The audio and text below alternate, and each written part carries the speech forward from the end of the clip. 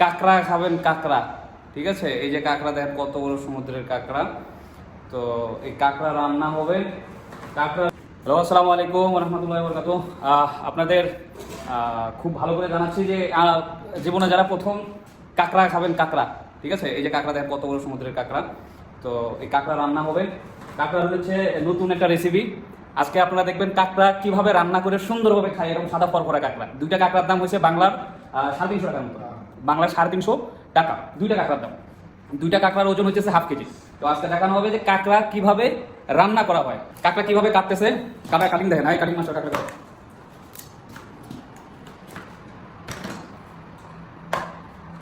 কাঁকড়া কাটার স্পিড দেখলে পরে মনে হয় যে ইউরোপের যে কোনো একটা দোকান আছে।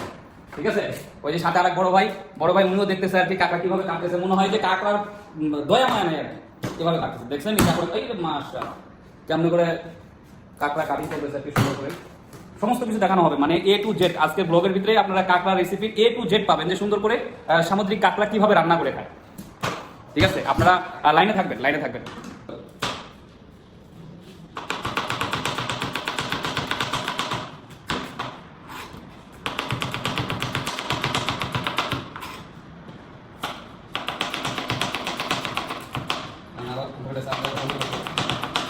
এটাতে তেল দেওয়া হচ্ছে কাঁকড়া ফ্রাই করার জন্য।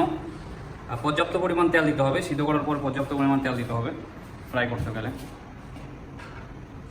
পুরো লোলের মধ্যে একটু করে ফাটিয়ে দিবেন, যার ভিতরে যেন মশলা ঢুকে। এই যে গরম পানি দেওয়ার পরে পরিষ্কার করার পরে এমন হয়েছে, একটু করে ফাটিয়ে দিবেন আর কি।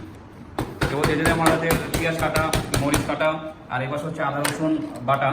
তো সমস্ত কিছু দেওয়া হবে, যাচ্ছে তেলের ভিতরে ফ্রাই করার জন্য। তো ফ্রাই করে রান্না করলে হয়তো অনেকের সমস্যা হয় দেখতে কিংবা খাইতে। যে ফ্রাই করা হচ্ছে দেখেন, মনে হচ্ছে যে আর কি গরুর গোস্তের মতন আর চিংড়ি মাছের মতন। তো খেতে কেমন লাগবে জানি না। ফ্রাই করা তেলের পরে, ফ্রাই করার পরে যে তেলটা অবশিষ্ট তেলটা থাকবে, সেই তেলটা তার প্রয়োজন নাই ব্যবহার করার জন্য। আবার যাবেন হচ্ছে নতুন করে তেল দিবেন মশলা দেওয়ার জন্য আর কি। পেঁয়াজ মরিচ আদা রসুন যেগুলো আছে আপনাদের, সেগুলা করবেন, ওই এর ভিতরে ফ্রাই করে নেবেন। এর ভিতরে যাচ্ছে প্রথমে তেজপাতা, জিরা, গোলমরিচ, আরও অন্য দারচিনি, অন্য মশলা। তারপরে যাবে পেঁয়াজ কুচি আর হচ্ছে আপনার মরিচ। ঠিক আছে, দেখছেন একটু নেড়ে চেড়ে নেবেন। নেড়ে চেড়ে নেওয়ার পরে পেঁয়াজ দিবেন। এখন পেঁয়াজ দেওয়া হবে, এটা লাল করে ভাজতে হবে।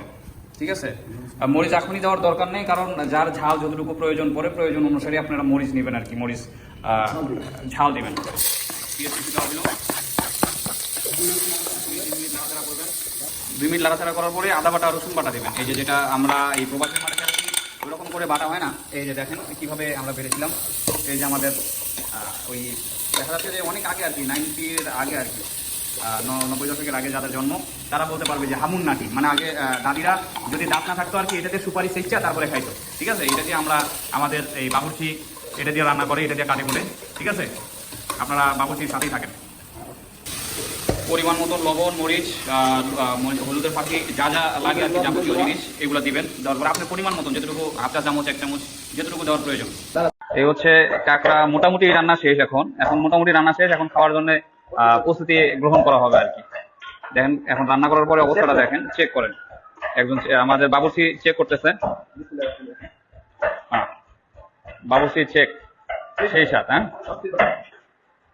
আপনারা এভাবে রান্না করে খাবেন কাঁকড়া। ঠিক আছে, সাগরের বড় বড় কাঁকড়া খাবেন। সাদা আছে ডাল, ওই সাদা আছে মনে করেন যে বিরিয়ানি পুটকি ফল। ঠিক আছে, ওটা নতুন ফল। ঠিক আছে, তো সবাই এগুলা রান্না করে খাবেন আর কি।